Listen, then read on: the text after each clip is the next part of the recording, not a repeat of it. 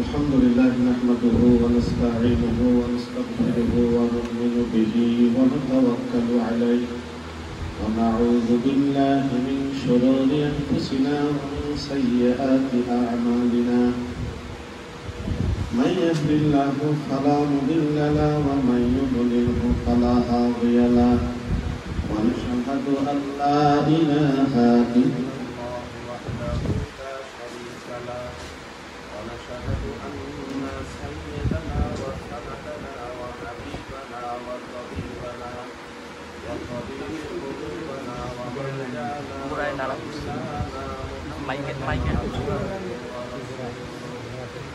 الذي أرسل رسوله بالهدى ودين الحق بشيرا ونذيرا وداعيا إلى الله بإذنه وسراجا منيرا فقد قال الله تبارك وتعالى في كلامه الكريم القديم المجيد والفرقان الحميد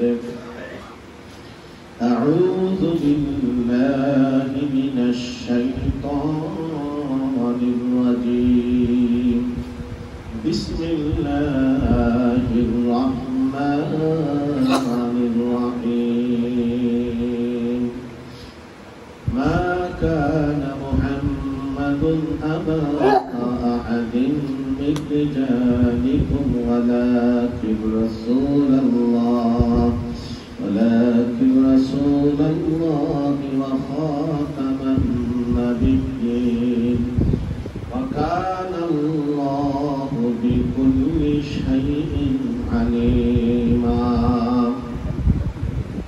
يا أيها الذين آمنوا اذكروا الله ذكرا كثيرا وسبحوه بكرة وأصيلا والذي يصلي عليكم وملائكته ليخرجكم من الظلمات إلى النور وكان بالمؤمنين رحيما تحيتهم يوم يلقونه سلام وأعد لهم أجرا كريما يا أيها النبي إنا أرسلناك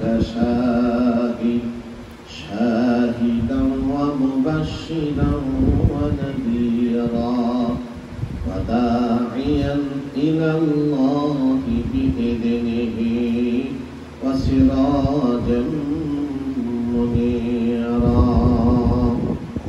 إن الله وملائكته يصلون على النبي يا أيها الذين آمنوا صلوا عليه وسلموا تسليما اللهم صل على سيدنا مولانا محمد وعلى آل سيدنا مولانا اللهم صل على سيدنا مولانا محمد وعلى آل سيدنا مولانا ऐ काबा भी अब तक तेरे खुशबू से मुअत्तर मक्के का हर कुछ भी हाजर भी और शजर भी अल्लाहुम्मा सल्ली अला सय्यिदिना मौलाना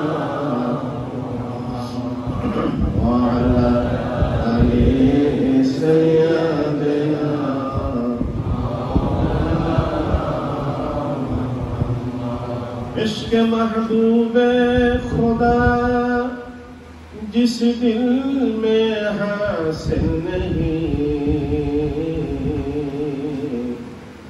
लाखों मोमिन हो मगर ईमान में कामिल नहीं। अल्लाहुम्मा सल्ली अला सय्यदिना मौलाना व अला आलि सय्यदिना मौलाना मुहम्मद। सलातुन या रसूलल्लाह अलैकुम, सलामुन या हबीबल्लाह अलैकुम, सलातुन या रसूलल्लाह अलैकुम, सलामुन या हबीबल्लाह अलैकुम। सल्लल्लाहु अला मुहम्मद सल्लल्लाहु अला वसल्लम, सल्लल्लाहु अला मुहम्मद सल्लल्लाहु अला वसल्लम। আলহামদুলিল্লাহ আলহামদুলিল্লাহ আলা যালিক। সমস্ত প্রশংসা প্রশস্তি স্তব স্তুতি মহিমা গৌরব উচ্চতা পবিত্রতা পরাক্রমতা মহাবিশ্বের মহান প্রতিপালক আল্লাহ তাবারাক ওয়া তাআলার জন্যই আমরা সবাই উচ্চারণ করি, বলি আলহামদুলিল্লাহ। আলহামদুলিল্লাহ হামদান কাসীরান তাইয়িবান মুবারাকান ফি। আদি অন্তের সর্বপ্রকার সর্বোৎকৃষ্ট দরুদ এবং সালাম অবিশ্রান্ত ধারায় বর্ষিত হতে থাক তামাম আম্বিয়া কেরাম আউলিয়া কেরাম সাহাবা কেরাম মালায়েকাতুল মুকাররামিন সহ আল্লাহ তাআলার প্রিয় প্রিয় বান্দা বান্দী যারা যেখানে সাহিত্য থাকবেন সকলের আলো করে সকলে করে আল্লাহুম্মা আমিন। বিশেষ করে আমাদের সিলসিলার সকল আউলিয়া কেরামদের আলো করে বর্ষিত হোক, সকলে করে আল্লাহুম্মা আমিন। মোল্লা কলিজের নিকট মহব্বত ও ইখলাসের বিষয় লিখিতেছেন হযরত নবী করিম সাল্লাল্লাহু আলাইহি ওয়াসাল্লামের ওসিলায় আল্লাহ পাক আপনাকে বহু উন্নতি প্রদান করুক, আমরা বলি আল্লাহুম্মা আমিন। কলবের অবস্থা কিছুই বর্ণনা করিতেছেন না যে কখন কিরূপ, অবশ্য তদ্বিষয়েও কিছু লিখিতে থাকিবেন যাহাতে গায়েবানা বা অদৃশ্য হইতে লক্ষ্য করার কারণ হয়, তবে কোনো চিন্তার কারণ নাই। যাহাতে গায়েবানা বা অদৃশ্য হইতে লক্ষ্য করার কারণ হয়। এই পথের উৎকৃষ্ট কার্য খাঁটি মহব্বত। তাহাতে যদি উপস্থিত উন্নতি অনুভূত না হয় তবে কোনো চিন্তার কারণ নাই। যদি ইখলাস বা নির্মল প্রেম কায়েম থাকে তাহা হইলে আশা করি বহু বছরের কার্য এক দণ্ডেই হইয়া যাইবে। আসসালাম। আল্লাহ তাআলা এই মকতুবের পূর্ণ নিয়ামত আমাদের সকলের নসিব করুন, আল্লাহুম্মা আমিন।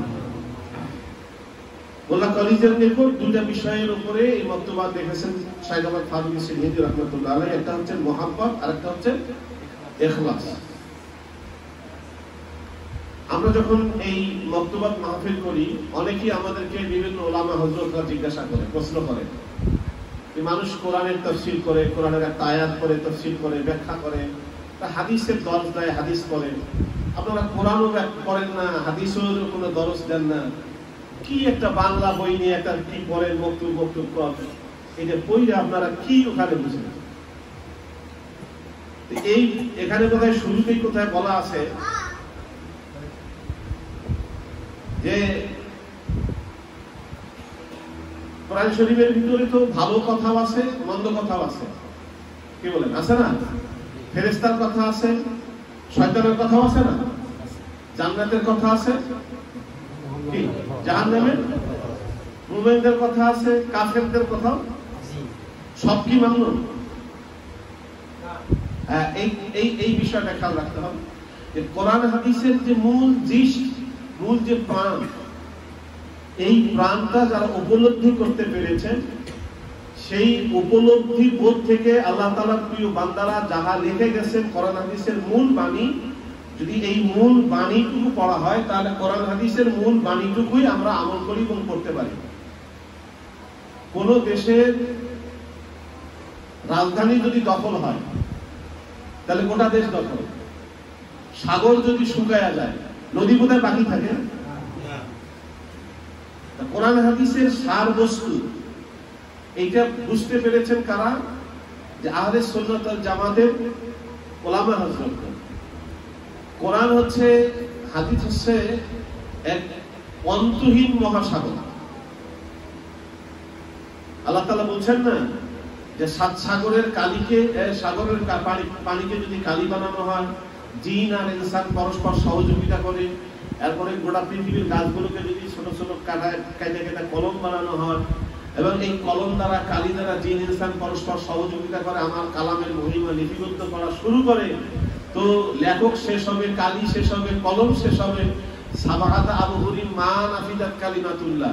আবার সাত সাগরের কালিকে যদি আবার পানিকে যদি আবার কালি বানায় আনা হয় তবুও শেষ হয়ে যাবে, কিন্তু আল্লাহর কালামের মহিমা লিখে শেষ করা অন্তহীন মহাসাগর না। এই অন্তহীন মহাসাগর থেকে যারাই গবেষণা করে কোন ভালো জিনিস বের করবে, ইস্তেহাদ করবে, আমরা সবাইকে সেলুট জানাবো। কেন?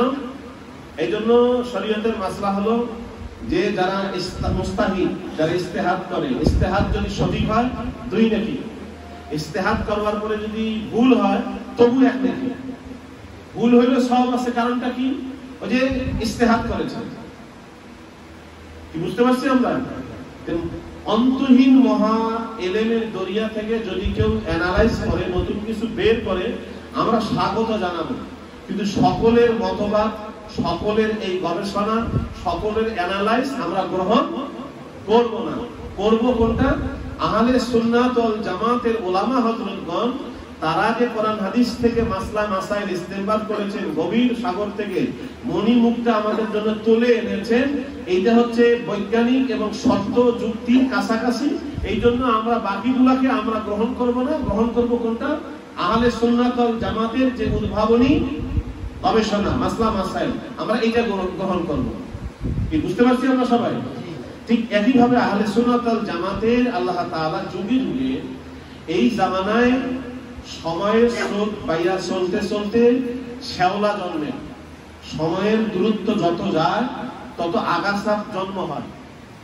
যেমন একটা কম্পিউটার, এই কম্পিউটার থেকে যদি আমরা এই প্রথম পেজটা সাপ্লাই দেই, ফটোকপি করি, ফটোকপি থেকে এই কম্পিউটার পেজটা থেকে 1 নম্বর পেজ থেকে যত কপি বের করব সব পড়া যাবে।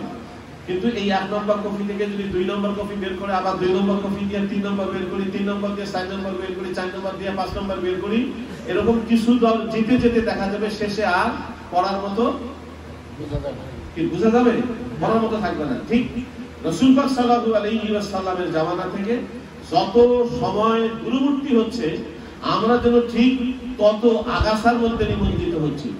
এই আগাছাগুলোকে দূর করবার জন্য আল্লাহ তাআলা সহস্র বছর, 500 বছর, শতাব্দীতে আল্লাহ তাআলা একজন তার প্রিয় বান্দাকে দুনিয়ায় পাঠান, যেই সময়ের বহমান সংস্কৃতি বলা হয় এই জঞ্জালগুলো দূর করে আবার ইসলামকে নতুন ভাবে জাতির সামনে তুলে ধরবার জন্য যারা আসেন তাদেরকে বলা হয় মুজাদ্দিদ।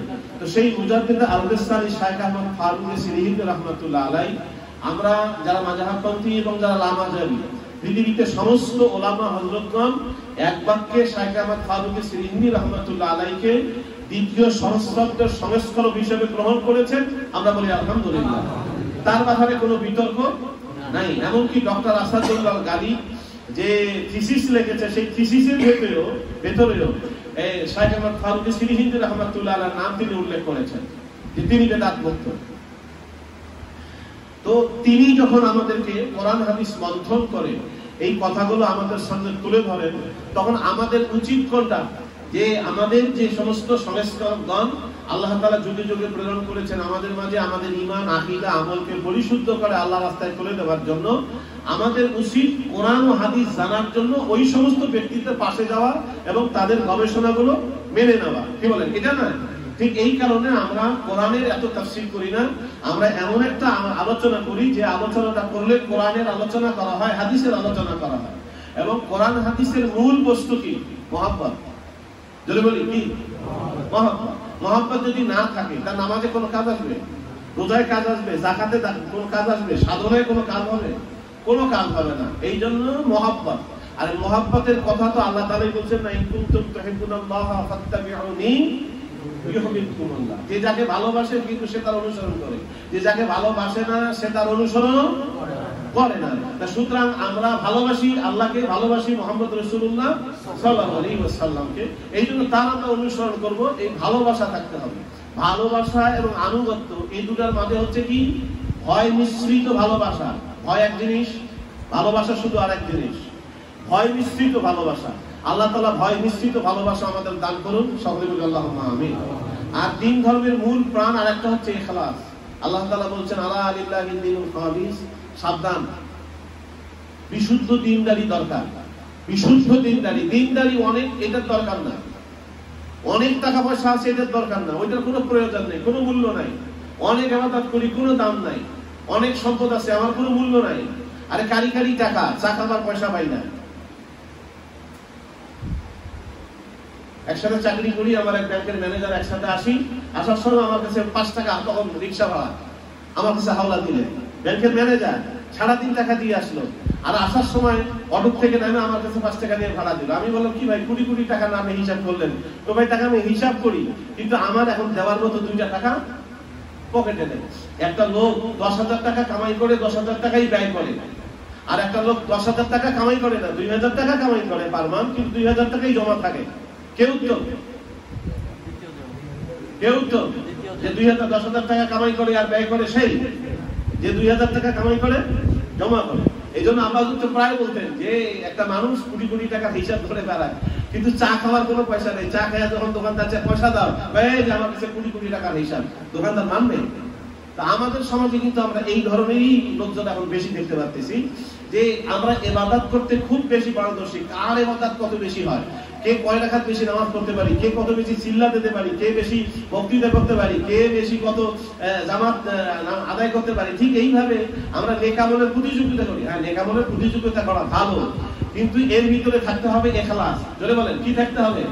ইখলাস যদি না থাকে তাহলে আপনার আমার এই ইবাদতের কোনো মূল্যই বহন করবে না। এই জন্য আল্লাহ রাসূল বলেছেন আলা লিল্লাহিদ দীনুল খালিস। আল্লাহ তাআলা বলছেন যে আল্লাহ তাআলার জন্য বিশুদ্ধ দ্বীনদারি দরকার। আর একটা হাদিস তো প্রায় আলোচনা করা হয়। আল্লাহ রাসূল সাল্লাল্লাহু আলাইহি ওয়াসাল্লাম ইরশাদ করেছেন যে কুল্লুল ইনসানু হালিকুন ইল্লাল আলিমুন, কুল্লুল আলিমুনা হালিকুন ইল্লাল আমিলুন, কুল্লুল আমিলুনা হালিকুন ইল্লাল মুখলিসুন ওয়া হুয়া ফি খাতারিন আযীম। যে দুনিয়ার সব মানুষ ধ্বংসের মধ্যে নিমজ্জিত। তো সব মানুষ ধ্বংসের মধ্যে নিমজ্জিত, তাহলে বাঁচবে কারা? ইল্লাল আলিমুন, যারা আলেম। কোন আলেম? যে ইল্লাল কুল্লু আলিমুনা হালিকুন, সমস্ত আলেমরা আবার ধ্বংসের মধ্যে নিমজ্জিত। ইল্লাল আমিলুন, যারা যে সমস্ত আলেম ইলম শিখে আমল করেছে তদনুযায়ী, তারা ছাড়া সব ইলম অর্জনকারী আলেমরা ধ্বংসের মধ্যে নিমজ্জিত। এরপরে কুল্লুল আমিলুনা হালিকুন, সমস্ত আমলকারী আলেমরাও জাহান্নামে যাবে, ধ্বংসের মধ্যে নিমজ্জিত হবে। ইল্লাল মুখলিসুন, যারা মুখলিস তারা ছাড়া। ওয়াহুয়া ফি খাতারিন আযীম, যে ওয়াহুয়া ফি খাতারিন আযীম, যে তারাও খুব ধ্বংসের মধ্যে, বিপদের মধ্যে মানে অস্থির থাকবে। তারা যে ইখলাস থাকার পরেও আলেমরা কি করবে? অস্থির থাকবে, ধ্বংসের মধ্যে নিমজ্জিত হওয়ার সম্ভাবনা থাকবে, ভয় থাকবে। কেন? যে অধিকাংশ মানুষের আমাদের ধারণা ইবাদত করেছি, নামাজ পড়েছি, রোজা করেছি, সিজদা দিয়েছি, বক্তৃতা করেছি, ওয়াজ নসিহত করতেছি, বই লিখতেছি, মুরাকাবা মুশাহাদা করতেছি, আল্লাহ মাফ দিবে, আল্লাহ মাফ দিবে ইনশাআল্লাহ। এই যে আল্লাহ মাফ দিবে, আমি পাবো, মাফ পাবো। যে এই তাফসীরে মাজারি থেকে একটা ঘটনা এরকম উল্লেখ আছে যে 3 শ্রেণীর মানুষকে এই জান্নাত দিবে আল্লাহ তাআলা, কিন্তু তারা জান্নাত দিতে চাবে না। আর এক শ্রেণীর মানুষ এমন একটা লোক হবে, যে লোকটা আল্লাহকে যা বলবে, আল্লাহ আমি তো আপনি হুকুম করেছেন, আমি শরীয়তের সমস্ত বিধান দুনিয়া মেনে চলছি, আপনার হুকুমের উপরে ছিলাম, তো আল্লাহ আমাকে আপনি মাফ করে, আমি তো এখন জান্নাতে চলে যাবো, তো আমাকে একটু জান্নাতে যাবার পথ দেখায় দেন। আল্লাহ তাআলা বলবেন যে না, তুমি আমার দয়ায় যাও। তো এবার ঘুরে দাঁড়াবে, আল্লাহ এটা দুনিয়া, দুনিয়া না, এটা আখিরাত, পরকাল। দুনিয়ায় আমি শরীয়ত আমল করেছি, এখন তো শরীয়তের কোনো বিধান নাই, এখন আপনার সাথে তো ঘুরে দাঁড়ালে কোনো গুনাহ হবে না। আল্লাহ আমি তো ইবাদত করেছি, সেই ইবাদতের বিনিময়ে আমি জান্নাত চাচ্ছি। তখন আল্লাহ তাআলা বলবেন ঠিক আছে তুমি ইবাদতের বিনিময়ে জান্নাত যাবে, তবে জাহান্নামটা তো চতুর্দিকে ঘুরে আসো। যেই জাহান্নামের দিকে চতুর্দিকে ঘুরতে যাবে পানির তৃষ্ণা বেড়ে যাবে। ঠান্ডার দিনে ঠান্ডা লাগে কেন? পরিবেশটা ঠান্ডা হয়ে যায়, যার কারণে আমাদেরও ঠান্ডা লাগে। এই গরমের সময় গরম লাগে কেন? আগুন যেখানে জ্বলবে তার পাশ দিয়ে গেলে তাপ লাগবে, আর আতরওয়ালার পাশ দিয়ে গেলে সুগরাম লাগবে, সুটকি যেখানে বাজার বিক্রি হয় ওর পাশ দিয়ে গেলে দুর্গন্ধ লাগবে। এটাই স্বাভাবিক, প্রকৃতির এটা বিধান, নিয়ম। বস্তুর কতগুলো ইয়া আছে। ঠিক তেমনি জাহান্নামের পাশ দিয়ে যখন যাবে তার তৃষ্ণা বেড়ে যাবে, তো এক ফেরেশতাকে আল্লাহ তাআলা বলবেন যে পানি নিয়ে চলে যাও। পানি তার সামনে নিয়ে ঘুরবে, তো পানি বাঁচালে পানি চাবে, পানি পানি পানি দিবে, পানি নেওয়ার জন্য দৌড় দিবে। থামো থামো, পানির মূল্য দাও। ভাই কিসের পানির মূল্য? এটা কি দুনিয়া নাকি? হ্যাঁ দুনিয়ার না, আখিরাত। আমার পানির মূল্য দিতে হবে। তো পানির মূল্য কি? আমার তোমার জীবনের যত ইবাদত করেছো তার 4 ভাগের 1 ভাগ। ওই খাবো না পানি, যা। রাগ করে আবার যাবে, কিছুদিন যাওয়ার পর আবার তৃষ্ণা বেড়ে যাবে, আবার বাধ্য হয়ে পানি খাবে। এভাবে তার ইবাদত, জীবনের সমস্ত ইবাদতকে 4 ভাগ করে সব ইবাদত পানি খেয়ে শেষ করবে। যখন আল্লাহর কাছে আসবে তার আর কোনো ইবাদতের কোনো কিছুই অবশিষ্ট থাকবে না। এখন আল্লাহ তাআলার কাছে যখন আসবে তখন আল্লাহ তাআলা বলবে তোমার তার এখন সওয়াব নেই, তুমি তো সব পানি খেয়ে শেষ করছো, তো এখন সরাসরি জান্নাত চলে যাও। তখন ওই বান্দার বোধোদয় হবে যে আল্লাহ আমি ভুল করেছি, যে আমি আমার ইবাদত, এই ইবাদত দ্বারা, আমার সওয়াব দ্বারা, আমল দ্বারা আমি জান্নাত চেয়েছি। আল্লাহ এটা আমার ভুল হয়েছে।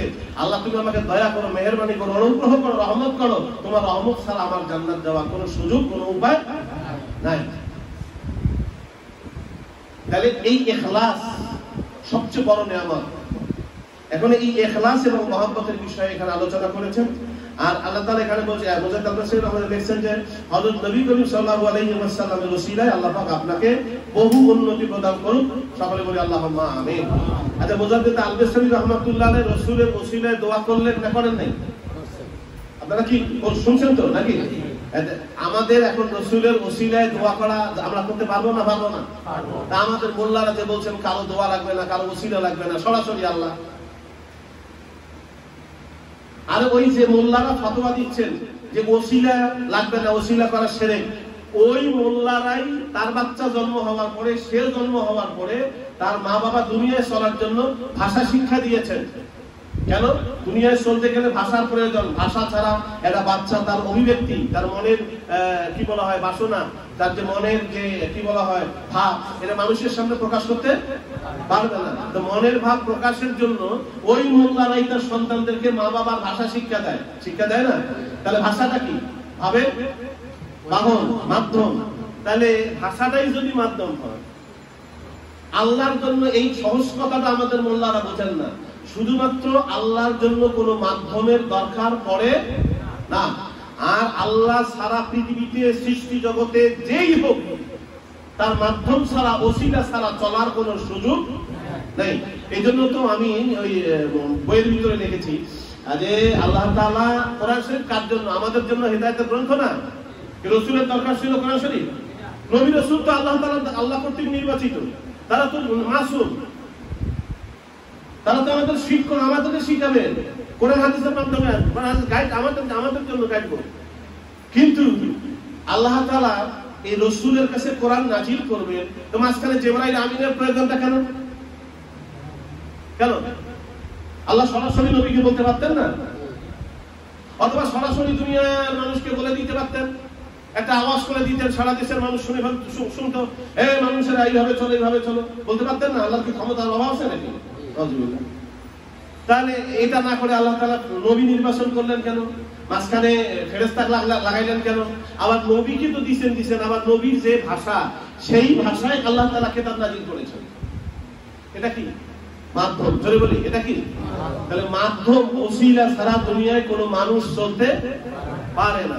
আর আল্লাহ তাআলার কোনো মাধ্যমের প্রয়োজন, তা আমারও যদি মাধ্যমের দরকার হয় না, এটা তো শিরকের, এটাই তো শিরক হয়ে গেল। আর আল্লাহরও মাধ্যমের দরকার হয় না, আমারও মাধ্যমের দরকার হয় না, তো শিরক হয়ে গেল না? এই মোল্লারা এটা বুঝেন না। আর বুখারী শরীফে তো হাদিস আছেই 132 পৃষ্ঠার ভিতরে, 134 পৃষ্ঠার ভিতরে, যে ওমর রাদিয়াল্লাহু তাআলা আনহুর জামানায় বৃষ্টি হচ্ছিল না। সাহাবায়ে কেরাম আল্লাহ রাসূলের চাচা আব্দুল্লাহ ইবনে আব্বাস এবং রাসূলের ওসিলা দিয়ে দোয়া করেছেন, আল্লাহ তাআলা সাথে সাথে বৃষ্টি নাজিল করেছেন। তাহলে এটা তো হাদিস দ্বারা সাবেত, সাহাবায়ে আমল দ্বারা সুন্নাত, সুন্নাতে সাহাবা। এজন্য মুজাদ্দিদ আল-বিসরি রাহমাতুল্লাহি আলাইহি রাসূল সাল্লাল্লাহু আলাইহি ওয়াসাল্লামের ওসিলা করে দোয়া করেছেন। আমরা ইনশাআল্লাহ রাসূলের ওসিলা করে দোয়া করব ইনশাআল্লাহ। আল্লাহ আমাদের তৌফিক দিন, সকলে বলি আল্লাহুম্মা আমিন। এরপরে বলছেন কলবের অবস্থা কিছু বর্ণনা করিতেছেন না যে কখন কিরূপ। আচ্ছা, কলবের অবস্থা অবশ্য তদ্বিষয় কিছু লিখিতে থাকিবেন, যাহাতে গায়েবানা বা অদৃশ্য হইতে লক্ষ্য করার কারণ হয়। এই বাক্যটা যদি আমরা খুব ভালো করে বুঝি তাহলে ইনশাআল্লাহ ইলমে মারিফাত জানা বোঝা আমাদের জন্য অত্যন্ত সহজ হয়ে যাবে। যে মানব দেহের মূল অঙ্গ, সৃষ্টি জগতের মূল অঙ্গ কলব। জোরে বলি কোথায়? কলব। কোরআন নাযিল হয়েছে কোথায়? কলব। ইসলাম থাকার জায়গা কোথায়? ঈমান থাকে কোথায়? তাকওয়া থাকে কোথায়? হিদায়াত থাকে কোথায়? মানুষ মাপ পাবে কোথায়? ভালোবাসা থাকে কোথায়? ইখলাস থাকে কোথায়? সব কলব। এই জন্যই তো আল্লাহ রাসূল বলেছেন আলা ইন্না ফিল জাসাদিল মুদগাতান ইযা সালুহাত সালুহাল জাসাদু কুল্লু ওয়া ইযা ফাসাদাত ফাসাদাল জাসাদু কুল্লুহু আলা ওয়া হিয়াল কলব। এই জন্য বলেছেন আল্লাহ রাসূল সাল্লাল্লাহু আলাইহি ওয়াসাল্লাম। এবং এই কলব সবকিছুর মূল। এখন এই কলবের অবস্থা কিছু বর্ণনা করিতেছেন না যে, তাহলে কলবের অবস্থা বর্ণনা করিতে হইবে কার কাছে? পীর মুর্শিদের কাছে। জোরে বলেন কার কাছে? পীর মুর্শিদের কাছে। আমরা দীর্ঘদিন ধরে অনেকে বায়াত গ্রহণ করে আসি, কার কলবের কি অবস্থা আমরা কিন্তু পীর মুর্শিদকে জানাই না। কারো কলব চলে, কারো কলব চলে না, কার কোথায় মাকাম পীর মুর্শিদের সাথে আমরা কিন্তু শেয়ার করি না। কেন? এটা শেয়ার করা দরকার। আরে পীর মুর্শিদের সাথে কলবের একটা সম্পর্ক থাকে, একটু পরে বুঝবেন যে আসলে কি সম্পর্কটা থাকে। পীর মুর্শিদের সাথে কলবের একটা সম্পর্ক থাকে। আর এখানে একটা কথা বলছেন যে আপনি তদ্বিষয় কিছু লিখিবেন, যাহাতে গায়েবানা দৃষ্টি, মানে গায়েবানা বা অদৃশ্য হইতে লক্ষ্য করার কারণ হয়।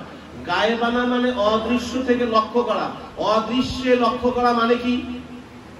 আপনার ছেলে পরীক্ষার হলে ঢুকছে, আপনার পরীক্ষার হলের গার্ড আপনার পরিচিত, আপনি বললেন বন্ধু বা চাচা বা ভাই বা স্যার আমার ছেলেটা আছে, একটু সুদৃষ্টি দিবেন। সুদৃষ্টি মানে কি? চোখ দিয়ে তো দেখবে। আমার ভাষা বুঝতে কষ্ট হচ্ছে? সুদৃষ্টি কি? আলাদা ভাবে অন্তরের একটা খেয়াল তার প্রতি থাকা লাগবে। অন্তরের দৃষ্টি। জোরে বলেন এটা কি? অন্তরের দৃষ্টি। এই অন্তরের দৃষ্টিটাই হচ্ছে ইলমে তাওয়াজ্জুহ। এই কথা আল্লাহ তাআলা তার নবীকেও বলেছেন, হে নবী আসবির নাফসাকা মাআল্লাযিনা তাদউন রাব্বাহুম বিল গুদুওয়াতি ওয়াল আশার। সকাল সন্ধ্যা যারা মসজিদে, সকাল সন্ধ্যা যারা আল্লাহর জিকিরে রত থাকে, আল্লাহকে আপনাকে ডাকে, গোপনে ডাকে, আপনি তাদের দিকে সুদৃষ্টি রাখুন, নজর দিন। সুদৃষ্টি মানে কি? আল্লাহ রাসূলকে সুদৃষ্টি দেওয়ার জন্য বলছেন। এই সুদৃষ্টি, পীর মুর্শিদের সুদৃষ্টি মানে হলো দোয়া। পীর মুর্শিদের সুদৃষ্টিটাই হলো ইলমে তাওয়াজ্জুহ। এই জন্যই বলছেন যে গায়েবানা বা অদৃশ্য হইতে লক্ষ্য করার কারণ হয়। পীর মুর্শিদকে যখন আমি আমার হালত জানাবো, আবার আমার এই কলবের অবস্থা এই, আমার কলব আগে দাড়ি ছিল বন্ধ হয়ে গেছে, বা আমি এইটা দেখছি এটা দেখি নাই, বা আমার এখন মাকাম ভালো চলছে না, আমার নামাজে মজা পাচ্ছি না, যখন পীর মুর্শিদকে জানাবো তখন পীর মুর্শিদ আমার অন্তরের দিকে একটাবার চোখ বন্ধ করে অন্তরের দৃষ্টি যখন দিবেন, এই অন্তরের দৃষ্টি দেওয়া মাত্রই আমার কলবের আগের অবস্থা আবার ফিরে আসবে। এবং কলব সাথে সাথে কারো যদি বন্ধ হয়ে যায় জারি হয়ে যাবে। এবং বায়াত গ্রহণ করে পীর মুর্শিদরা যখন তার কলবে আঙ্গুল দেয় এবং অন্তরের দৃষ্টি দেয়, সাথে সাথে কলব জিন্দা হয়ে যায়, আল্লাহ আল্লাহ থেকে শুরু করে দেয়। এটাই হচ্ছে ইলমে তাওয়াজ্জুহ। কি ইলমে? আমাদের হুজুররা এখন ইলমে তাওয়াজ্জুহ বিশ্বাস করেন না, জানেনই না যে ইলমে তাওয়াজ্জুহ আছে। আরে বুখারী শরীফ পড়েন, বুখারী শরীফের প্রথম খণ্ড 7 পৃষ্ঠা শেষের দিকে একটা হাদিস আছে। এটা আমরা পড়েছি, তখন আমরা এটা আসলে তখন আমি বুঝতে পারি নাই যে আবু হুরায়রা রাদিয়াল্লাহু তাআলা আনহুকে, আবু হুরায়রা রাদিয়াল্লাহু তাআলা আনহু সপ্তম, খেয়াল করবেন, সপ্তম হিজরিতে মদিনা থেকে হিজরত করে, মক্কা থেকে হিজরত করে আল্লাহ রাসূল মদিনায় গেছেন। 10 বছর ছিলেন। 10 বছর সপ্তম হিজরিতে আবু হুরায়রা রাদিয়াল্লাহু তাআলা মদিনা, মক্কা থেকে মদিনায় গেছেন, গিয়ে তখন ইসলাম গ্রহণ করেছেন। এই আল্লাহর নবীর হায়াতের জিন্দেগি 2.5 থেকে 3 বছর পাইছে আবু হুরায়রা রাদিয়াল্লাহু তাআলা। অথচ হাদিসের বর্ণনার ক্ষেত্রে সর্বাধিক হাদিস বর্ণনাকারী সাহাবীকে আবু হুরায়রা রাদিয়াল্লাহু তাআলা। কিভাবে সম্ভব? ওই যে বুখারী শরীফের শেষ পৃষ্ঠার যে হাদিস, 22 পৃষ্ঠার সর্বশেষ যে হাদিসটা, সেখানে বলা হয়েছে আবু হুরায়রা আল্লাহ রাসূলকে বললেন, ইয়া রাসূলুল্লাহ, আমি আপনার কাছ থেকে যা কিছু শুনি সব ভুলে যাই। কি ভাই? সব ভুলে যায়। আল্লাহ রাসূল বললেন, উবসুত রি রাখা, তোমার চাদরটা বিছাও।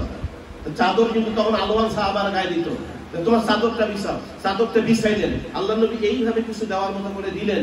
এরপরে দেওয়ার মতো দিলেন যখন দিয়ে বললেন যে চাদরটা বুকে লাগাও। যেই চাদরটা বুকে লাগাইছে, আবু হুরায়রা ওই হাদিসের ভিতরে বলছেন যে এরপরে আল্লাহ নবীর কাছ থেকে যত কথা শুনেছি আর কোনোদিন আমি ভুলি যাই না।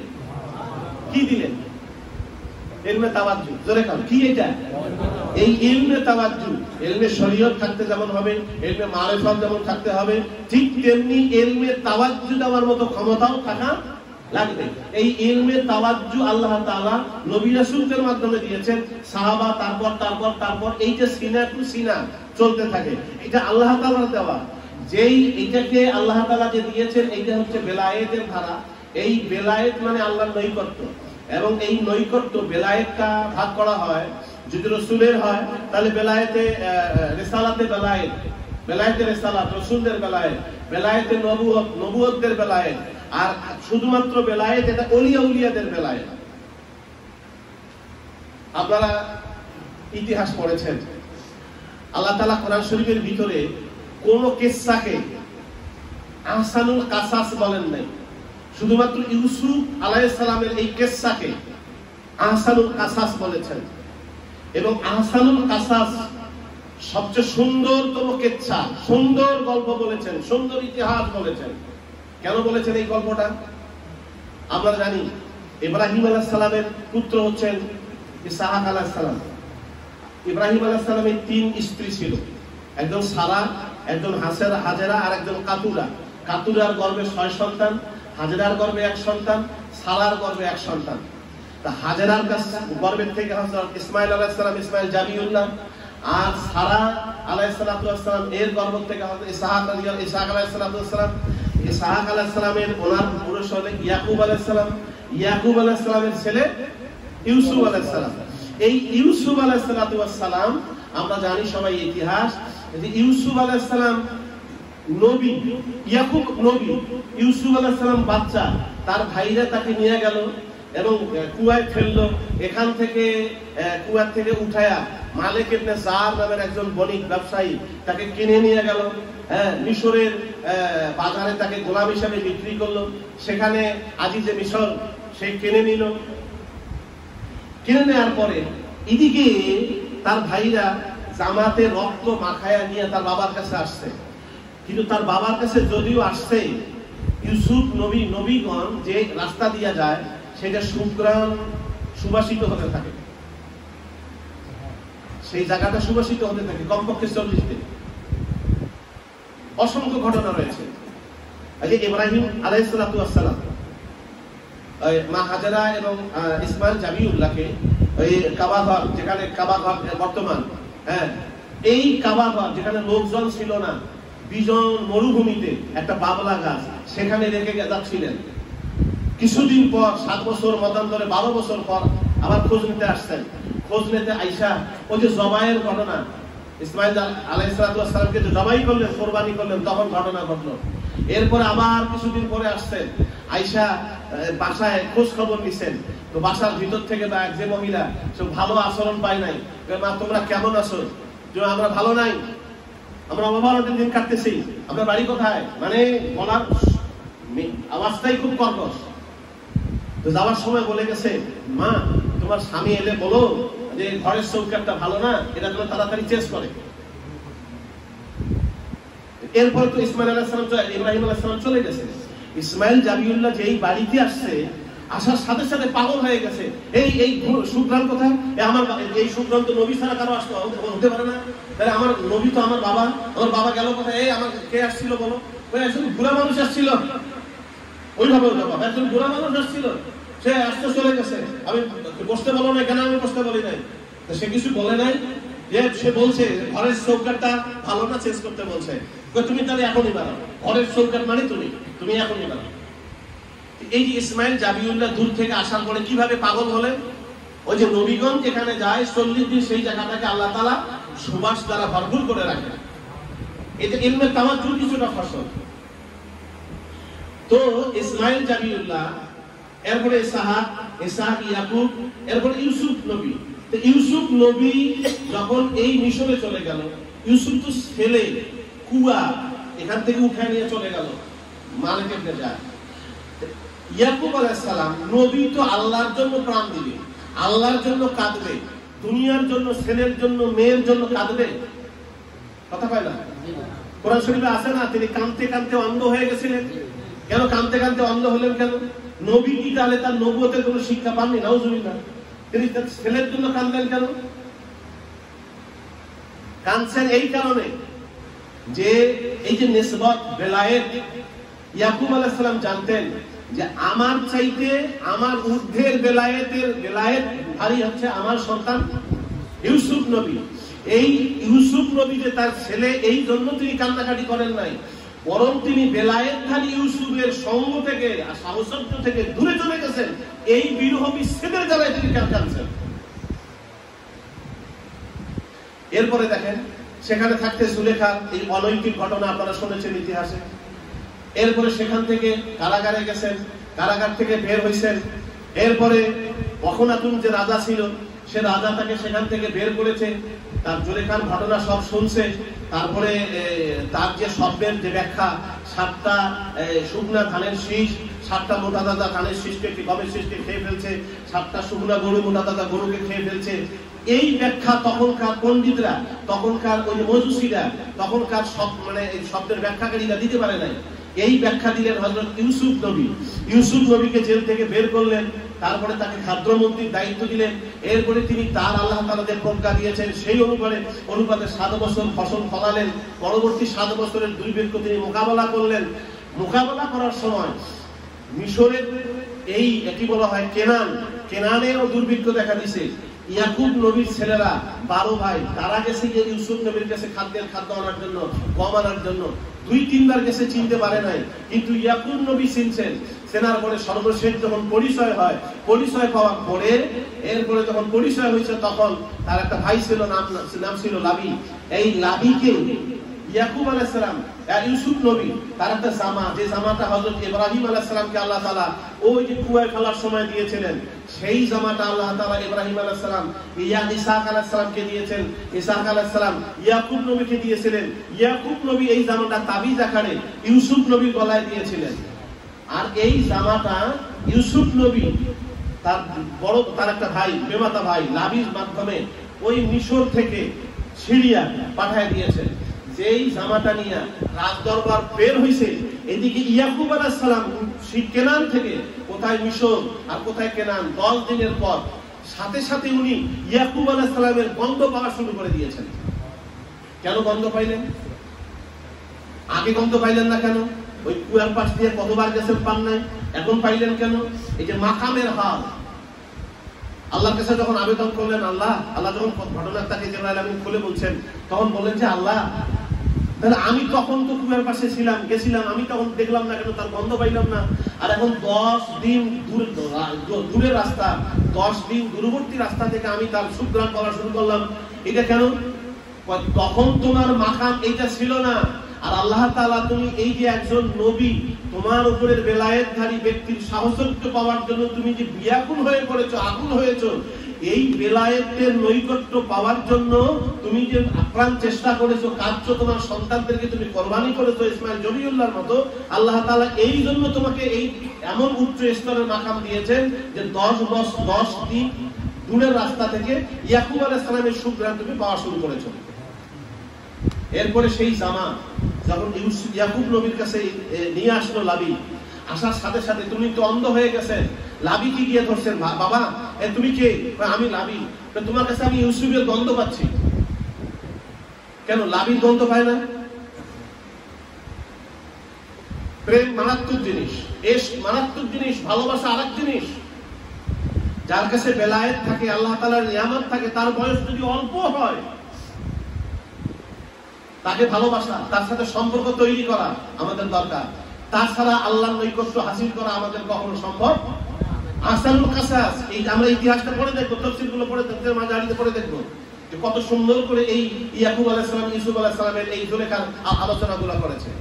জুলেখা বিবি যে তাকে পাওয়ার জন্য নফসের খায়েশা নিয়ে হলো, যে নফসের খায়সানিয়াত তো হয়েছে, কিন্তু আল্লাহ তাআলা এই জন্য তাকে যে ইউসুফকে আল্লাহ তাআলা দান করবেন, নিয়ামত দান করবেন, এই জন্য জুলেখা কি করেছেন, জুলেখার রূপ যৌবন অন্ধ সরে গেছে, কি বলা হয়, চেহারা বিশ্রী হয়ে গেছে, দৃষ্টিশক্তিহীন হয়ে গেছে, রাস্তায় রাস্তায় পাগলের মতো আউলা বেশে ঘোরা শুরু করছে, মানুষটাকে পাগল পাগল করে ঢেল মারা শুরু করতো। এরপরে আল্লাহ তাআলা ইয়াকুব নবীর যখন আল্লাহ তাআলা তাকে সাক্ষাৎ করেছেন, ইয়াকুব নবী তাওয়াজ্জুহ দেওয়ার সাথে সাথে জুলেখা আগের দৃষ্টিশক্তি ফিরে পাইছে, এবং যে তার বার্ধক্যে উপনীত হয়েছিল, চেহারা বিমর্ষ হয়েছিল, সেই চেহারা আবার আল্লাহ তাআলা সে আগের জুলেখার চেহারা আল্লাহ তাআলা ফিরিয়ে দিয়েছেন। কি একটা ইলমে তাওয়াজ্জুর কারণে যদি চেহারা ফিরে আসতে পারে, ইলমে তাওয়াজ্জুর কারণে যদি চোখ হারানো অন্ধত্ব ফিরে আসতে পারে, তাহলে আমাদের দেল কি জিন্দা হওয়ার মতো আল্লাহ তাআলা নিয়ামত রাখেন না? ওই নিয়ামতই কিন্তু, ওই নিয়ামতের ধারাই কিন্তু আল্লাহ তাআলা আপনার আমার নবী মুহাম্মদ রাসূলুল্লাহ সাল্লাল্লাহু আলাইহি ওয়াসাল্লামের মাধ্যমে, সাহাবায়ে কেরামের মাধ্যমে, ওলি আউলিয়ার মাধ্যমে আল্লাহ তাআলা আমাদেরকে দান করেছেন। এখন লাবি যখন জামাটা ইয়াকুব নবীকে দিছে, ইযহাবু বিকামিসি হাযা বলেছেন, ইযহাবু বিকামিসি হাযা ফালকুহু আলা ওয়ালিয়াতি বাসীরা। ইউসুফ আলাইহিস সালাম বলছেন, এই জামাটা আমার বাবার চোখের মধ্যে লাগায়ো, যে চোখের মধ্যে লাগার সাথে সাথে আমার বাবার চোখ সাফা হয়ে যাবে, চোখের দৃষ্টিশক্তি আবার ফিরে পাবে। যেই ইয়াকুব আলাইহিস সালাম তার বাবার জামাটা চোখে, তার ছেলের জামাটা চোখে লাগাইছে, সাথে সাথে তার অন্ধত্ব দূর হয়ে গেছে, আবার আগের মতো দৃষ্টিশক্তি ফিরে পেয়েছে। কেন? কি কারণ? খেয়াল করবেন, পীর মুর্শিদের কোন তাবাররুক বলে কি যে খাওয়া দাওয়া, তিনি যদি কোনো পাগড়ি দেন, তিনি যদি লাঠি দেন, তিনি যদি কোনো জামা কাপড় দেন, তিনি যদি টুপি দেন, তার জুব্বা, খেরকা, এগুলো হচ্ছে তাবাররুক, এটা হচ্ছে বরকতময়।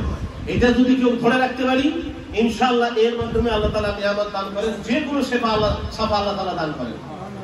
কিন্তু কখনো শুনছেন মুরিদের জামা নিয়া, টুপি নিয়া পীর সাহেব আল্লাহর ওলি হয়েছে, আল্লাহর নৈকট্য হাসিল করছে? কথা কয় না, হয়েছে? তাহলে ইউসুফ আলাইহিস সালাম শেফা পাইলা, ইউসুফ আলাইহিস সালামের জামা, তিনি ছেলে, তার বাবা নবী ইয়াকুব নবী, তিনি শেফা পাইলেন কিভাবে? শেফা এই কারণে পাইলেন যে ইয়াকুব আলাইহিস সালাম যে দরজা, তার চাইতে শতগুণ বেশি বেলায়েতধারী হচ্ছেন হযরত ইউসুফ আলাইহিস সালাম, যদিও তার সন্তান।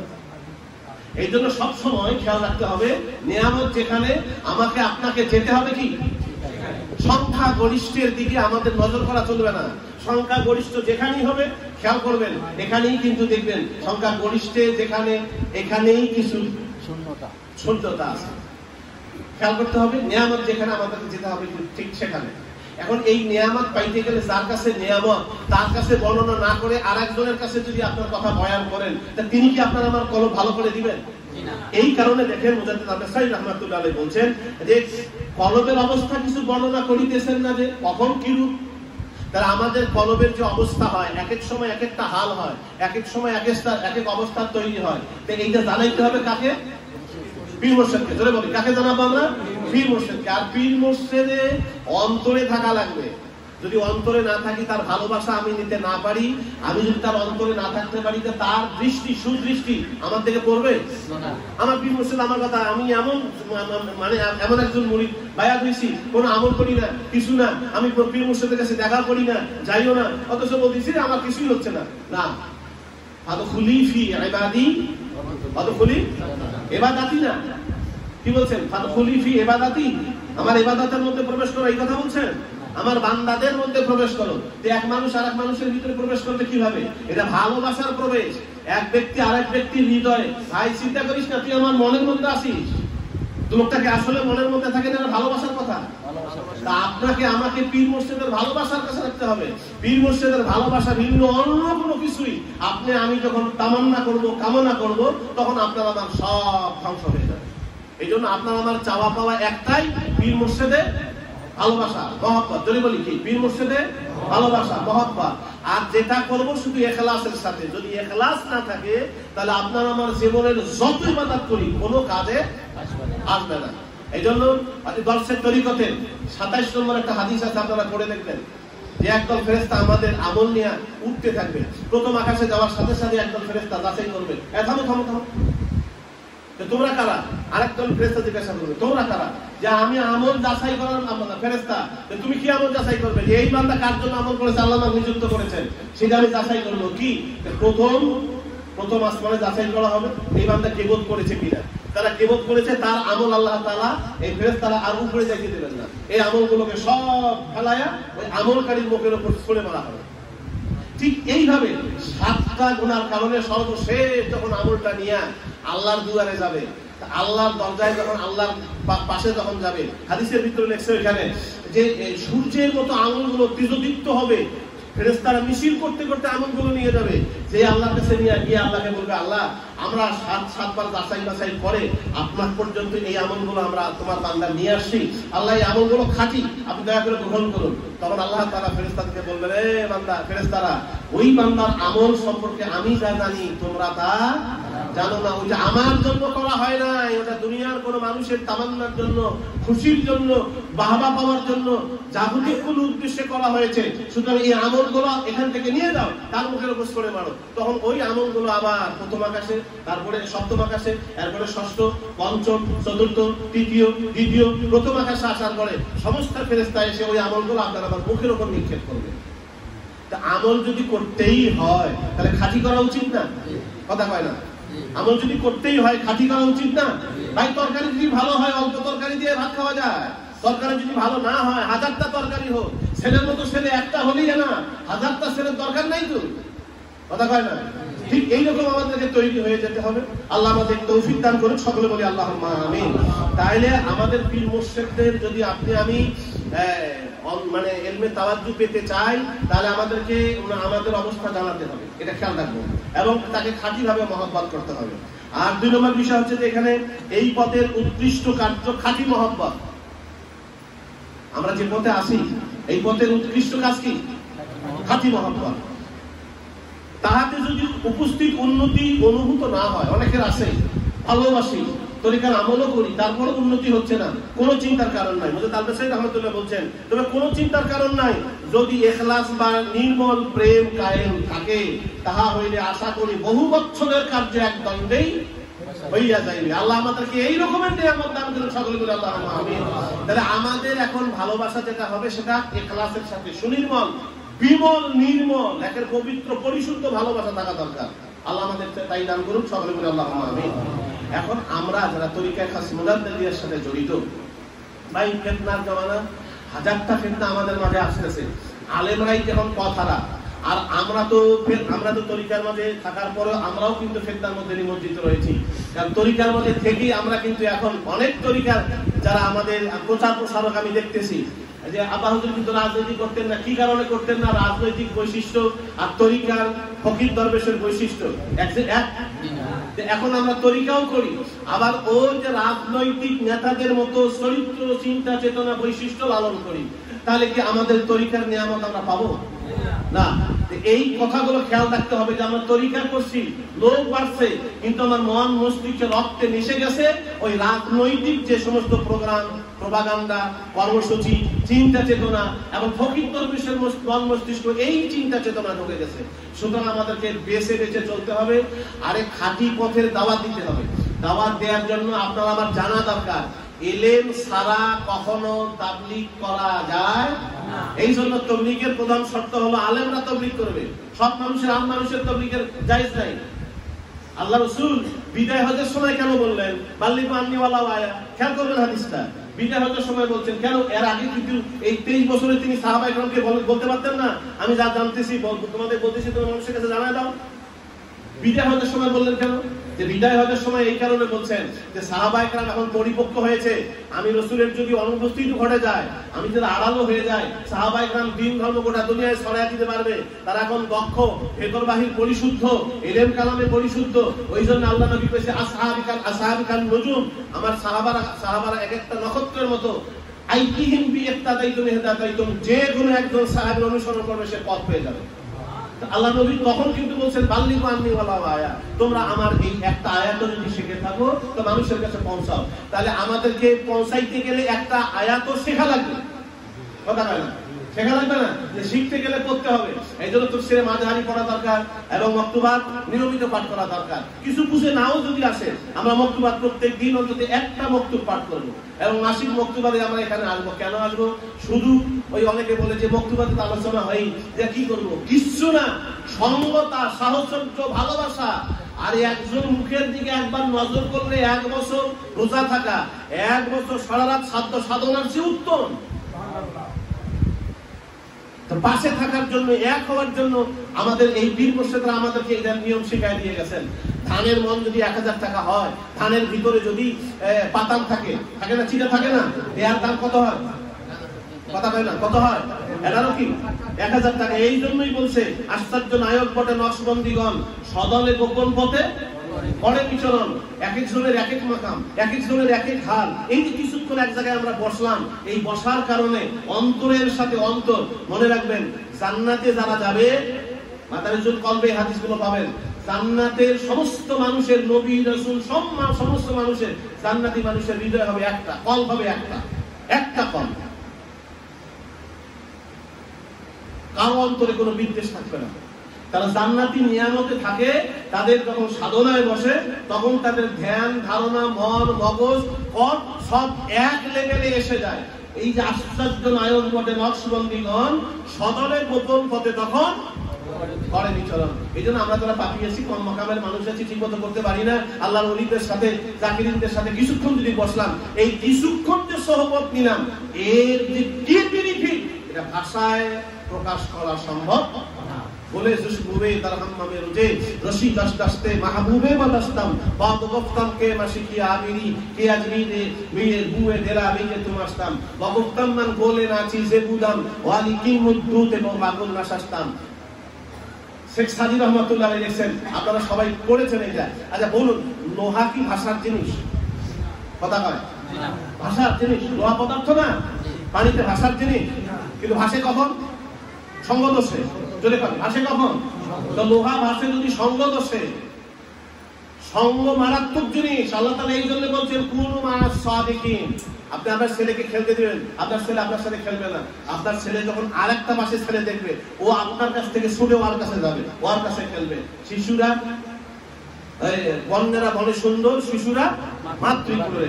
ঠিক এইরকম ভাই, আপনি আমি যখন এক জায়গায় একটু বসবো, এক জায়গায় একটু সহবত নিব, এই একটা সহবতের কারণে, একটু বসার কারণে, একটু শোকাশুকির কারণে, মুসাফার কারণে, হাসাহাসির কারণে, মুখ দেখাদেখির কারণে আল্লাহ তাআলা আপনার আমার 1000 বছরের নিয়ামত উন্নতি দান করবে।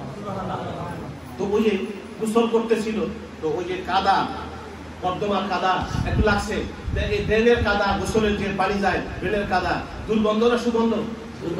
দুর্গন্ধ। তো দুর্গন্ধ কাদা যখন লাগছে, তো দেখে সুবাস, জিজ্ঞাসা করতেছে, তুমি এত সুবাস, তুমি নর্দমার কাদা এত সুবাস কেন?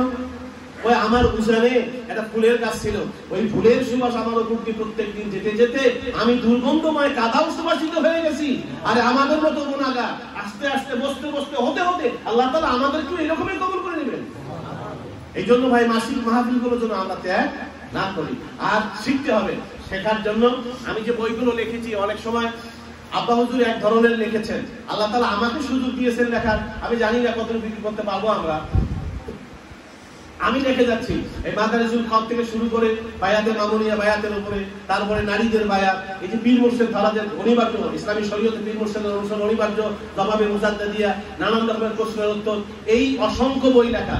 এবারে রমজানের ভিতরে আব্বা হুজুর আমাকে অনেক আগে বলছিলেন 2টা বইয়ের কথা। একটা হলো বায়াতে মামুনিয়া, যেটা 4 বছর কোরআন হাদিস গবেষণা করে করে এই বইটা লেখা।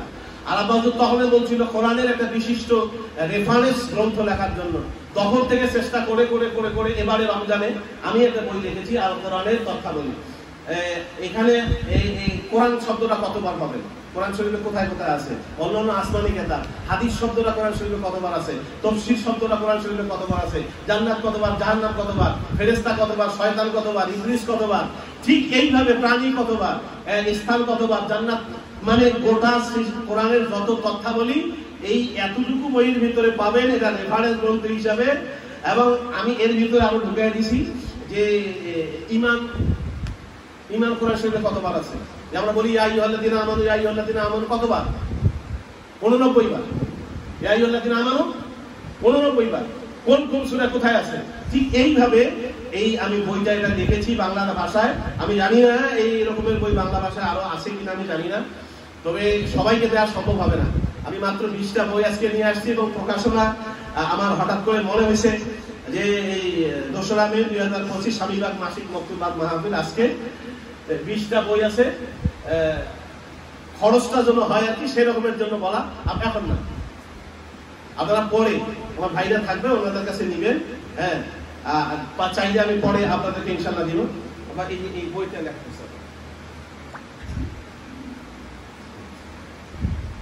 এই বইটা ইনশাআল্লাহ আমরা চেষ্টা করব প্রত্যেকের বাড়িতে রাখার।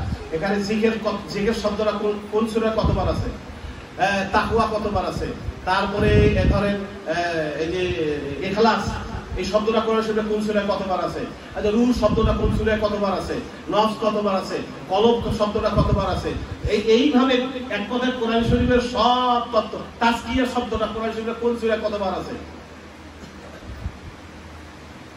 রাজনীতি করতেছে না কোরআন শরীফে, রাজনীতি আছে, হ্যাঁ, রাজনীতির আরবি সিয়াসাত কোরআন শরীফের এক জায়গাও নাই, এক জায়গাও নাই। অসংখ্য তত্ত্ব সম্বলিত বই নিজে নিব, এবং এটা বইটা হচ্ছে যারা শিক্ষিত মানুষ, যারা পড়ালেখা করেন, যারা দিনের কাজ করেন, তাই যারা ইমাম, তাদের জন্য এটা উপকারে আসবে। সব মানুষ গেলে কিন্তু সবার উপকারে আসবে না। হ্যাঁ, যারা গবেষণা করতে চান, যে আমি জানতে চাই, তাদের জন্য এই বইটা চট করে বের করতে পারবেন কোন সূরায়। আচ্ছা এই যে বিবাহের কথা কোথায় আছে, হজের কথা কতবার আছে, যাকাতের কথা কতবার আছে, হ্যাঁ, মাল শব্দটা কতবার আছে, মাল ইনফাক ব্যয় করার কথা কতবার আছে, নামাজ আমরা বলতেছি হুজুররা তাই বলতেছে নামাজের কথা 80 বার, 82 বার, যাকাতের কথা 83 বার। কোন হুজুর গণনা করেন নাই, কোন হুজুর গণেন নাই। এটা আমি একটা একটা করে শব্দ, সালাত শব্দ থাকলেই খালি নামাজ হয়, সালাত শব্দটার অর্থ জাহান্নামে নিক্ষেপ করা। সবগুলো শব্দ চয়ন করে করে আমি এখানে আনছি, যারা এখানে রাখবেন। তারপরে পবিত্র ব্যক্তি, পবিত্র স্থান সব এখানে আছে। খুব আমাদের জন্য সংগ্রহে রাখার মতো বই। বিশেষ করে ইমামদেরকে হাদিয়া দিবেন। কেন দিবেন? ইমাম সাহেবরা তরিকার বিরুদ্ধে। হ্যাঁ, কোরআন শরীফের তরিকা শব্দটা কোন কোন জায়গায় আছে? আমরা তো সালেক বলি, সালেক কি? সালেক কি বুঝি কি আমরা? সালেক কি? মান সালাকা তরিকান ইয়াতলুবু বিহি ইলমান সাহালাল্লাহু লাহু তরিকান ইলাল জান্নাহ। এই সালাকা শব্দটা কোরআন শরীফের আয়াত দ্বারা প্রমাণিত। আমরা কিন্তু জানি না, এই জানি না বিধায় আমরা তাদের মুখোমুখি হতে পারি না। এই জন্য যখন এই বইটা তাকে হাদিয়া দিবেন, উনি নিজে দেখবেন কিরে ইলমে মারিফাতের কথা এখানে আছে, ইলমে লাদুনির কথা ওখানে বলে দেওয়া আছে, কোন সূরায় কতবার আছে, মুরশিদের কথা কোন সূরায় কতবার দেওয়া আছে। ঠিক এইভাবে ইলমে রুশ, ইলমে লাদুনি সব এখানে দেওয়া আছে। আমরা চেষ্টা করব ইমামদেরকে দেওয়া। এই তত্ত্বের ভিতরে আমাদের চেষ্টাটা হইল আমাদের আসল যে মেসেজটা, তরিকার দাওয়াতটা, এটাও যেন এর ভিতরে তারা পায়। অন্তত হাসরের ময়দানে বলতে দিয়ে পারবো যে আল্লাহ তোমার বান্দাদেরকে আমরা এই দাওয়াতটা দিয়েছি। আল্লাহ আমাদের তৌফিক দান করুন। সকলে বলি আল্লাহুম্মা আমিন। আর বিশেষ একটা কথা বলছি, এটা আমার ব্যর্থতা, তাই আমি স্বীকার করে নিচ্ছি যে এক ভাই চালাকি আমার সাথে করেছেন। সেটা হলো এখানে আব্বা হুজুর সবক চেঞ্জ করে দিতে বলছেন, কিন্তু আমি সবকটা চেঞ্জ করে দিয়েছি। 2-3 মাস পর আবার উনি আমাকে মোবাইলে সবক চেঞ্জ করে দিয়েছেন, কিন্তু সবক একটা উনি বলছেন আমাকে আরেকটা। এই কারণে আমি আল্লাহর রাস্তে আপনাদেরকে অনুরোধ করবো, এরপরের থেকে আর কারোর কাছে সবক আমার কাছ থেকে নিবেন না, সরাসরি আব্বা হুজুরের কাছ থেকে সবক নিবেন। উনি যাকে সবক দিবেন, যেটা দিবেন, সেইটাই ফাইনাল। ইনশাআল্লাহ আমাদের ভালো মন্দ যা আছে, যতক্ষণ তিনি বেঁচে থাকবেন আমরা তার কাছে করবো। আল্লাহ আমাদের তৌফিক দান করুন। সকলে বলি আল্লাহুম্মা আমিন। আর দীর্ঘদিন পরে আমাদের দেখা হয়েছে, আল্লাহ তাআলা যেন আমাদেরকে এই এত দীর্ঘদিন না, প্রত্যেক মাসে যেন আমাদেরকে আসার তৌফিক দান করে। সকলে বলি আল্লাহুম্মা আমিন। এই মাসে তো আমাদের প্রাণপ্রিয় মুর্শিদ ইন্তেকাল করেছেন 23 মে না, 23 মে। আমরা সবাই এলাকায় মিলাদ অনুষ্ঠান বা যার যে ইয়া থাকবে আমরা সেটা করার চেষ্টা করবো। আব্বা হুজুর অনুমতি দিলে এখানেও মিলাদ কিয়াম হবে, আমাদের লালমনিরহাটেও তো হবে ইনশাআল্লাহ, এখানেও হওয়া সম্ভব। ওই দিন আমরা দোয়া করে করবো মরহুম আব্বা হুজুর জন্য। এখন আমাদের প্রাণপ্রিয় মুর্শিদ বায়াত গ্রহণ করাবেন। যদি কেউ এরকম থাকে ইচ্ছুক যে এই তরিকার সাথে আমি সংযোগ স্থাপন করবো, আমার কলকে জিন্দা করে নিব, আমার কলবে ভালোবাসা মহব্বত তৈরি হোক, আমি আল্লাহ রাসূলের পথ পাই, এরকম যদি কারো ইচ্ছা থাকে, তওবা করার ইচ্ছা থাকে, সামনে চলে আসে।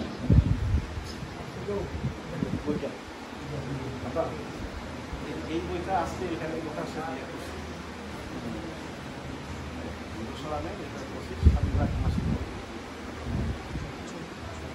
কোরআনের সমস্ত কথাগুলি এখানে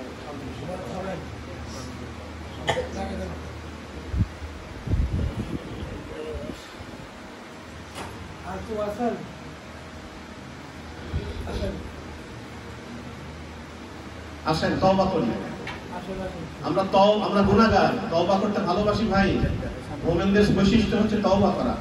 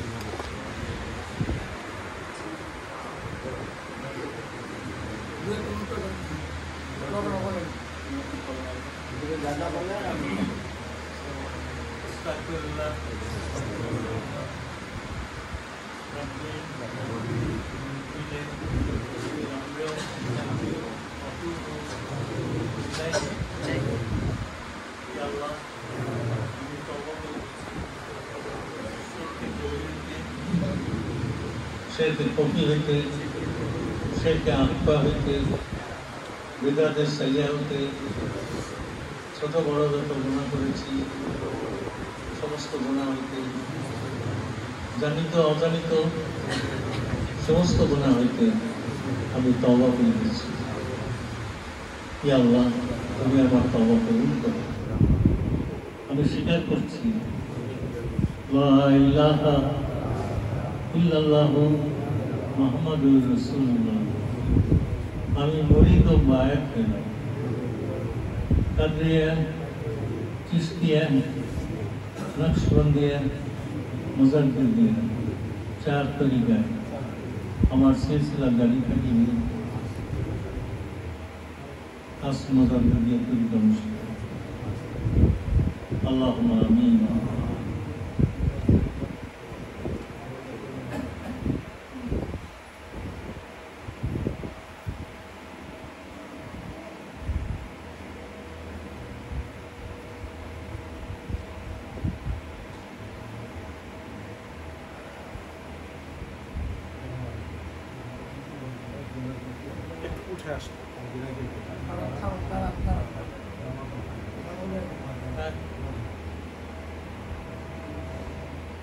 এই জায়গায় হলো কল, এখানে খেয়াল করে মনে মনে আল্লাহ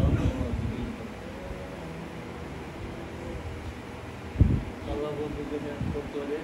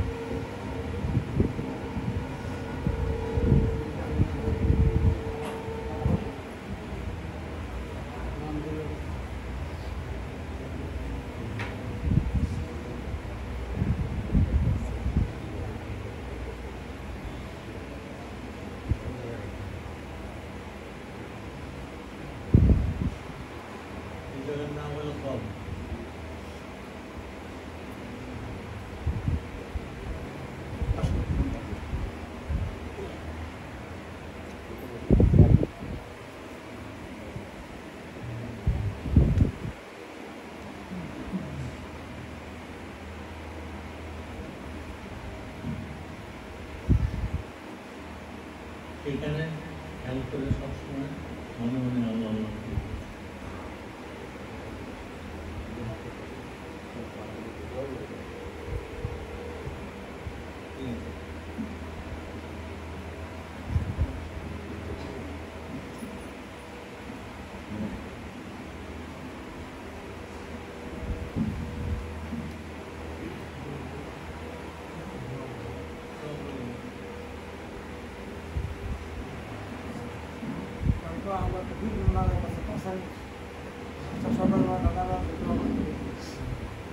اللهم صل على محمد وعلى ال محمد بارك وسلم.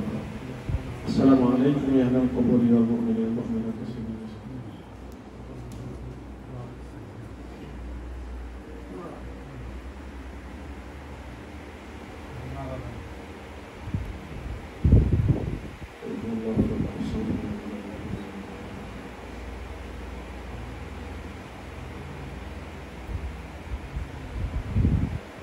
الفاتحة. اللهم آمين. سبحان الله وبحمده سبحان الله العظيم سبحان الله والحمد لله ولا إله إلا الله والله أكبر لا حول ولا قوة إلا بالله. لا إله إلا الله وحده لا شريك له أحد الصمد لم يلد ولم يولد ولم يكن له كفوا أحد. إلهي در के दरियाए गुनाहम तुम्हें जाने व खुद हस्ती गवाह. إلهي बाहक बानी फातिमा के बरकौल दीना कोनी खातिमा. अगर दवातम रदकुनी वरकबूल माना दस्तो दामने आले रसूल. अगर दवातम रदकुनी वलमुर्शिद माना दस्तो दामने मामूल रशीद. ربنا ظلمنا أنفسنا وإن لم تغفر لنا وترحمنا لنكونن من الخاسرين. ربنا لا تزغ قلوبنا بعد إذ هديتنا وهب لنا من لدنك رحمة إنك أنت الوهاب. يا الله परवरदिगार रहमान रहीम गफूर रहीम अल्लाह या रब السماوات والأرض या रब العرش العظيم العرش الكريم يا رب الناس يا رب إبراهيم وموسى داود محمد صلى الله عليه وسلم يا رب جبرائيل ميكائيل إسرافيل عزرائيل يا رب كل خلق আপনি দয়া করে আমাদের জীবনের সমস্ত গুনাহ মাফ করে দেন আল্লাহ. আমাদের আগে যারা চলে গেছেন তাদেরকে আপনি দয়া করে সবাইকে আপনি মাফ করে দেন আল্লাহ. অনাগত ভবিষ্যতে যারা আসবে তারা আমরা সবাই যেন আপনার ক্ষমাপ্রাপ্ত বান্দা হয়ে দুনিয়া থেকে বিদায় হতে পারি সে তৌফিক দান করেন আল্লাহ তাআলা. বক্তব্যের উপরে আলোচনা করা হয়েছে, মানব তাবারকের আয়োজন করা হয়েছে আল্লাহ. সমস্ত আমলের প্রতি বিচ্ছুত দয়া করে ক্ষমা সুন্দর দান করেন। আপনি খুশি হয়ে যে হাদিয়া দিয়েছেন কোটি কোটি গুণ বাড়ায় হুজুর নূর সাল্লাল্লাহু আলাইহি ওয়াসাল্লামের কদম মোবারকে পৌঁছায় দেন। तमाम अंबिया करम औलिया करम असहाबे करम मलाइकातुल मुकर्रबीन चार खलीफा अशरा मुबश्शरा फातपाजातन बारी मामूला करेगन शहीद शहीदान अहले बैत हदीस इमामगण मजहबुल इमामगण आया अल्लाह कदरिया सिस्ते नक्शबंदिया मुजद्दिदिया शवानन हाफिज सिलसिला मसलाके তোমার প্রিয় ভাজন যত বিদায় হয়ে গেলেন আল্লাহ দয়া করে সকলের আর ওয়ার উপরে হাদিয়া পৌঁছায় দেন আল্লাহ। খাস করে আমাদের প্রাণপ্রিয় মুর্শিদ আয় আল্লাহ সহ এই সোনার শিকলে যাদের নাম শোভা পায় আল্লাহ দয়া করে তাদের আর ওয়ার উপরে হাদিয়া পৌঁছায় দেন আল্লাহ। সমস্ত সালেক সালেকা ভাইবোনদের আর ওয়ার উপরে হাদিয়া পৌঁছায় দেন ও আল্লাহ। আমরা যারা হাত ভরে আমিন আমিন করি আমাদের মা বাবা ভাই বোন আপন আপন আত্মীয় স্বজন দাদা দাদি নানা নানি আপনজন আল্লাহ স্বজন যারা দুনিয়া থেকে বিদায় হয়ে গেলেন মাহবুব দয়া করে সবাইকে আপনি মাফ করে দেন আল্লাহ। খাস করে আমাদের জনমুখী মা জনমুখী বাবা যাদের বিদায় হলেন মাহবুব তারা তো আমাদের কথাই চিন্তা করে করে আপনার ইবাদত ঠিক করতে পারেনি আল্লাহ। আপনি দয়া করে তাদেরকে সবাইকে জান্নাতের ফয়সালা করে দেন আল্লাহ। আমাদের মা বাবা সহ আল্লাহ যারা বেঁচে আছেন তাদেরকে হায়াত বাড়ায় দেন, তাদের খেদমতের তৌফিক দান করেন। আমাদের সন্তানদেরকে মা বাবার ভক্ত বানায় দেন মাহবুব। ওটা দুনিয়ার মুসলমান উম্মতে মুহাম্মাদীকে আপনি মাফ করে দেন আল্লাহ। আয় আল্লাহ ফিলিস্তিনের মুসলমান ভারতের মুসলমান গোটা পৃথিবীতে যারা যেখানে যে সমস্ত মুসলমান নির্যাতনের শিকার হচ্ছে মাহবুব আপনি দয়া করে সমস্ত মুসলমানের উপরে বদরের নুসরত জারি করেন আল্লাহ। আল্লাহ মুসলমানদের পাশে দাঁড়াবার কেউ নেই আল্লাহ। আপনার বান্দাকে তাড়াতাড়ি দুনিয়ায় প্রেরণ করুন মাহবুব। দুনিয়াদার আলেম দুনিয়াদার আদা বাচ্চা ভণ্ডপীর ফকিরের ওয়াসওয়াসা থেকে আমাদের ঈমান আমল আকীদাকে আপনি দয়া করে হেফাজত করুন মাহবুব। আল্লাহ আপনার যারা খাঁটি মানুষ সাদিক মানুষ আল্লাহ দয়া করে আপনি তাদের সাহসত্ব গ্রহণ আপনি আমাদের নসিব করে দেন আল্লাহ। আল্লাহ আমরা যারা শারীরিক মানসিক আধ্যাত্মিক রোগে আক্রান্ত সমস্ত রোগ থেকে আপনি সেপায় কামেলা করে দিয়ে নাজেলা দান করে দেন আল্লাহ। আমাদের মুরব্বী আল্লাহ আমাদের আব্বা হুজুর আম্মা হুজুর অসুস্থ মাহবুব এই অসুস্থতার শরীর নিয়ে কলিকার খেদমত করছেন মাহবুব আপনি দয়া করে তাদেরকে উত্তম পারিতোষিক দান করুন। আয় আল্লাহ সমস্ত রোগ থেকে সেপায় কামেলা কুল্লিয়া নাজেলা দান করুন মাহবুব। এই নিয়ামতকে বাংলাদেশ সহ পার্শ্ববর্তী দেশ সহ গোটা দুনিয়ায় দ্রুত থেকে দ্রুত ছড়িয়ে দেওয়ার ব্যবস্থা করে দেন মাহবুব। ও আল্লাহ আপনি দয়া করে আমাদের সবাইকে ইখলাস দান করুন, আপনার খাঁটি ভালোবাসা দান করুন মাহবুব। আজকে যে বক্তব্য আলোচনা করা হয়েছে মাহবুব এই বক্তব্যের আলোচক আলোচনা দ্বারা আমরা করলাম শুনলাম সবাইকে বক্তব্যের নিয়ামত দ্বারা আপনি ধন্য করুন মাহবুব। ও আল্লাহ আপনি দয়া করে আল্লাহ আমাদের সবাইকে খাঁটি ভাবে ঐক্যবদ্ধ ভাবে থাকবার ও আল্লাহ ঈমান নিয়ে দুনিয়া থেকে বিদায় হওয়ার তৌফিক দান করে দেন আল্লাহ। আল্লাহ আপনি দয়া করে আমাদেরকে মক্কা মদিনা জিয়ারত নসিব করে দেন আল্লাহ। ও আল্লাহ এই দেহগুলোতে হেরামের কাপড় না জড়ানো পর্যন্ত কাফনের কাপড় দিয়ে পেছায়া নেবেন না আল্লাহ। ও আল্লাহ আপনি দয়া করে আমাদের সবাইকে মাফ করে কবুল আর মঞ্জুর করেন মাহবুব। ইয়া হাইয়্যু ইয়া কাইয়্যুম লা ইলাহা ইল্লা আনতা বিরহমাতিকা আস্তাগীথ ইয়া যাল জালালি ওয়াল ইকরাম। আল্লাহ তোমার যে সমস্ত বান্দা আয়াল বায়াত গ্রহণ করলেন মাহবুব, ও আল্লাহ আপনি দয়া করে তোমার বান্দাগণ তোমার পথে পা বাড়িয়েছেন মাহবুব। আল্লাহ দয়া করে তুমি তাদেরকে কবুল আর মঞ্জুর করো মাহবুব। তাদের তওবা আমাদের তওবা, তাদের বায়াত আমাদের বায়াতকে আপনি কবুল আর মঞ্জুর করে দেন মাহবুব। তাদেরকে আমাদেরকে শরীয়তের উপরে চলবার তৌফিক দান করে দেন। তাদেরকে আমাদেরকে সবাইকে আপনি তরিকা আল্লাহ তরিকা খাস মজাবের পূর্ণ নিয়ামত ইলমে মারিফতের পূর্ণ নূর আপনি আমাদের নসিব করে দেন আল্লাহ। ইয়া হাইয়্যু ইয়া কাইয়্যুম লা ইলাহা ইল্লা আনতা বিরহমাতিকা আস্তাগীথ ইয়া যাল জালালি ওয়াল ইকরাম। ইলাহি বাহাক বানি ফাতেমা, ইলাহি বাহাক বানি ফাতেমা, এবার কবুলে ইমাকুনি খাতেমা। آمين آمين ثم آمين. سبحان ربك رب العزة عما يصفون وسلام على المرسلين والحمد لله رب العالمين وبالحق لا إله إلا الله محمد رسول الله.